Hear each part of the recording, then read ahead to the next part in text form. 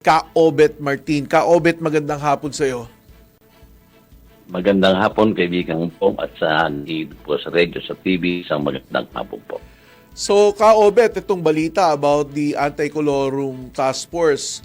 Kamusta po ang, reception nito para sa transport group katulad na po ng Pasang Mazdan na iyong pinamumunuan? Well, kagaya ng binabanggit mo, Colonel Bong, at yan nga pong si Secretary Vida at saka si Secretary Giovanni Lopez na nakasama ang ating chairman ng FRB, Tony Bor Mendoza. The other day po ay ng press con ang DOJ. At isa po tayo sa imbitahan upang makinig at makiisa o makilahok doon sa press con. At ito nga po, kaibigang Bong, ano? Una sa mga 18 po sa DWIC tayo ngayon, di ba, kaibigang Bong? Yes, Ka-Obet. Ako'y labis na nagpapasalamat sa the creation of this task force between the OJ at the OTR. Sapagkat ako po ay naging operator, naging driver operator ako 1976 pa po. Ako po'y 52, 55 years na sa ng transportasyon, kaibigang Bong. At para lang malaman, nung araw pa, nag-uumpisa pa lang, meron na pong mga Colorum vehicle. Colorum public vehicle, pag sinabi natin public vehicle, saan niya ng bus. Oo. At yung kasiyahan, ating mga sumang operator, sapagkat ito po talaga ay nagiging sanhip ng pagbabawas ng kita ng lehitimong driver at lehitimong operator dito po sa operation ng. Tama yung Ka-Obet, ano? Ito yung umaagaw ng mga... Gusto wala pong Tama, Ka-Obet, ito yung umaagaw ng mga pasahero na dapat sumasakay sa mga lehitimong may prangkisa para bumiyahin dyan sa kalsada. Tama po ba, Ka-Obet?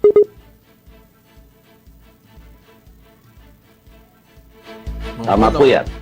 Ayun. At yan nga po ang kalihim na Giovanni Lopez na ito pong mga kulor neto ay hindi ho natin na dumadaan sa Motor Vehicle Inspection Office ng LTO kung ito'y roadworthy pa po o hindi.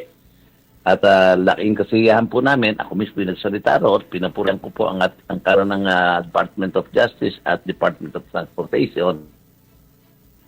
Kat, ito po na siguro ang magiging solusyon upang maiwasan na po ang proliferation ng Colorum vehicle o base nila pagkat sa 30% Colonel Bo ang nawawala pong kinikita ng mga lehitimong jeepney operator sa jeepney driver sa bawat ruta. At ang isa pa hong hindi maganda dito, para ma-warn din natin ng ating mga mananakay, itong tinatawag nating passenger insurance. Yes. Na kung magkaroon po, wag naman po sa magkaroon ng aksidente at nagkaroon hindi po pananagutan ng insurance yan. Ang mananagot po yung operator na very limited lang din po ang kakayanan upang matugunan ang mga pangangailangan ng mga na-accidenting mga pasaheros. Ibigan po. Tama yun, Ka-Obet. Pero maganda sa sinabi ni sinabi ni LTFRB Chairman Vigor Mendoza, hindi lang yung mga units ng jeepney at tututukan, kundi pati yung sindikatong sumusuporta at pumoprotekta sa operasyon ng Colorum. I think, Ka-Obet, yan talagang problema. Tama po yan. Totoo yan, baby. Alam mo, Ka-Obet, tayo naman, nagkakasama tayo sa kalsada. Alam mo naman na isa sa mga mandato ng MMDA is yung anti-colorum. Napapansin ko, nung nag-ooperate kami dyan, palagi ko may sindikato talaga sa likod nito at may pumoprotekta. Kasi pag nag-ooperate kami, parang it's a cat and mouse, cat and mouse na parang may spotter sila. It's really organized, no? Pag nakikita nila ng unit, binabato na nila sa mga different affiliates nila na ito nandito na naman tong mga team ng MMDA nag-anti-colorum kaya minsan umiiwas sila. It's really a cat and mouse Tama po yan. Nakakabahala yon, Ka-Obet, kasi kung talagang may pumoprotekta, may sindikato behind it, then it's not only the units, yung mga jeepney, yung mga buses na nangongolorum ang dapat nating huliin, kundi talagang yung the power behind all these operations. Tama po. Yan po ang binanggit ng ating ng DOJ, si Secretary Vida, na yung rule of law kailangan ipatupad natin. At nabanggit din po ng ating chairman ng LTFRB na yung lahat ng bumibili ng prangkisa, pwede po silang mag-inquire sa LTFRB upang kung meron bang mga pagkakataong ma-legalize ang kanilang sasakyan, tutulungan po ng ating chairman at ng kalihim ng DOT po instruction sapagkat gusto ng ating pamahalaan kay Pingambong na matulungan din sa kanilang operations. Bali, kung talagang sobra-sobra na sa isang jeep, sa isang route, at mga doon pa rin sila naglilip ng operation, meron naman tayong tinatawag na RMC o yung route measure capacity na isang route na kung saan kaibigan Bong na yun lang ang kaya dalhin nito. Kung sobra-sobra naman dyan, nagkakaroon po nagkikreate ng awayan ng mga driver, Correct. agawan, ng mga sobra-sobra mga sakyan, mag-cause ng obstruction, nagka-traffic, napakalaking bagay para tulong din ng pamahalaan sila. Subalit, kung talagang wala na ho silang pag-aang ganyan, kaya nang nabanggit natin pag-uusapan, mga syndicate crimes na yan, may mga humahawak, ito po itutugisin ng ating pamahalaan. Tama yun. At hindi po sila titigil nito. By the time, mag-i-start po ito, ganda ng sinabi ng ating lihim na Giovanni Lopez ng DOTR at ng ating chairman ng LTFRB, for information dissemination muna sa mga itong panahon December at Pasko. Mas na rin yan. Pero by the time na dumating ang January, talagang they're all serious about the implementation po yan. At yun nga po, ay natutuwa kami. Ako mismo, kaibigan Bong, namuti na ang buo sa transportasyon. 50 years na ako rin sa transportasyon. Ito po talaga yung cancer na sakit na aming hindi masugpo.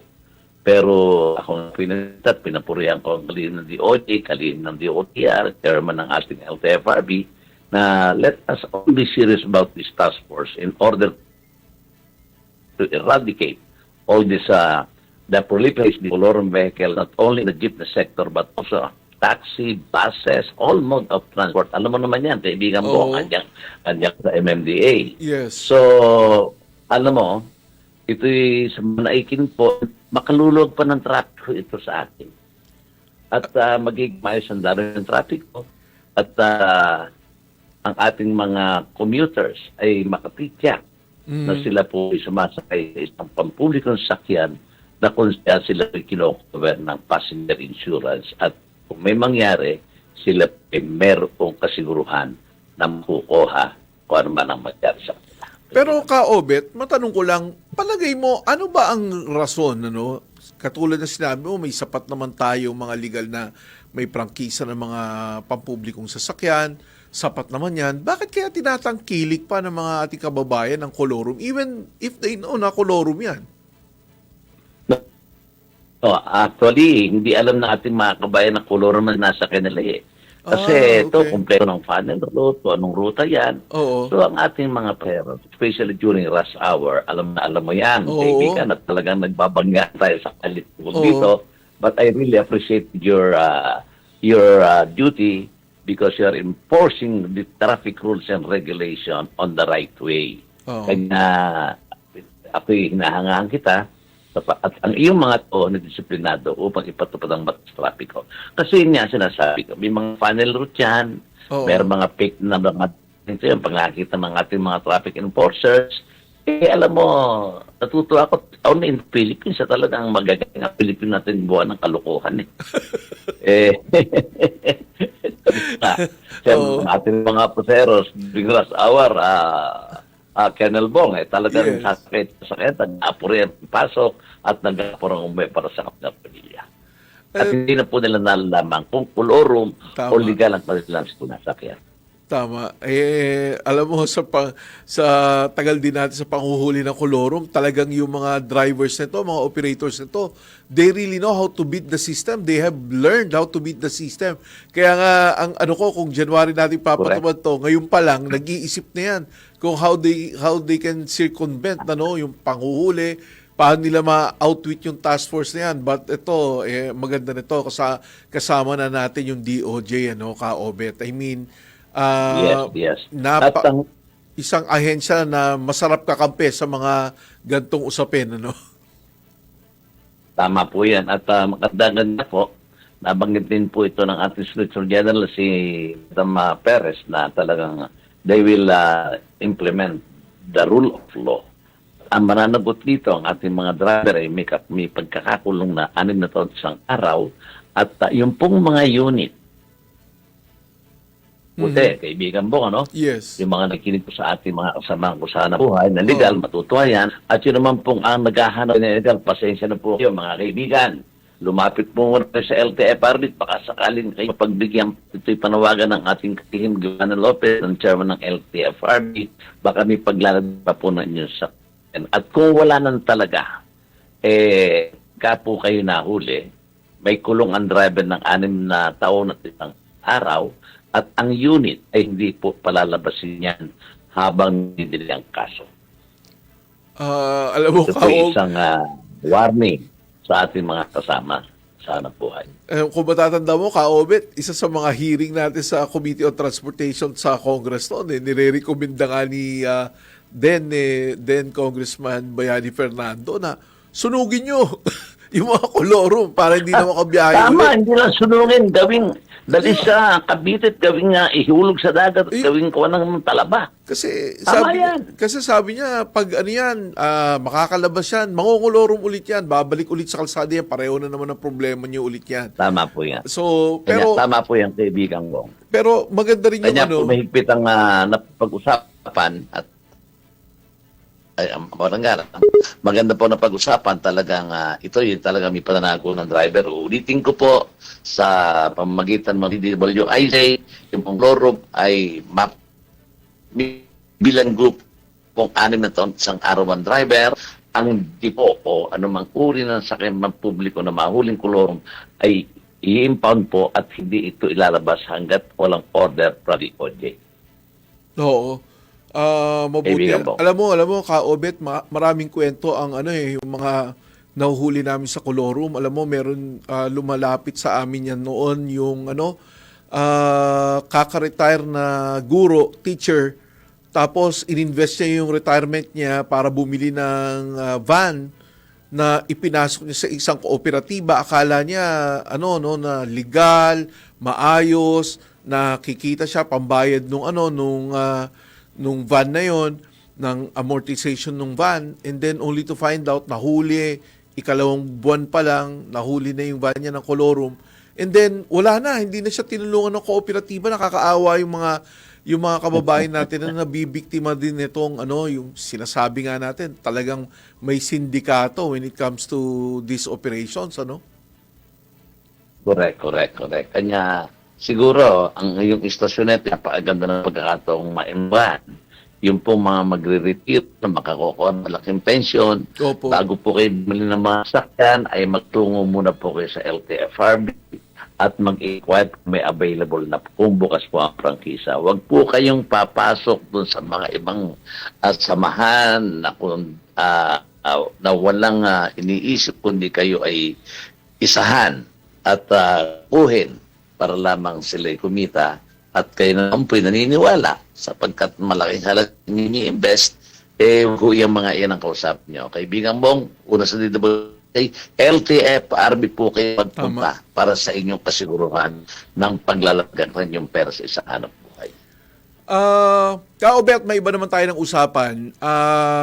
Yes, sir. Kamusta na ang yung Pasang Mazda when it comes to the jeepney modernization? Well, ayon din naman to sa ating kalihim Giovanna Lopez at Chairman LTFRB for Mendoza, tuloy po ang modernization program.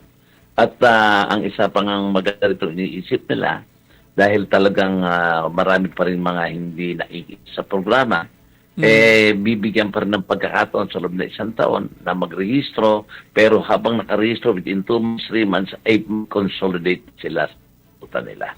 Sapagkat this will be the final decision ng DOTR, ng LTFRB, para lamang ito iutosin ng ating Pangulo na mabigyan ng pagkakataon yung iba at na bigyan ng tamang edukasyon, ng tamang paliwanag pa ang makukuha sa consolidation process ano ba ang modernization program ng pamahalaan. Sapagkat alam mo, Colonel, marami rin ngayon na hindi naintindihan ko ang consolidation. Nag-consolidate lang sila sunod dahil nagkaroon ng deadline. Subalit, they do not know differ what is consolidation process.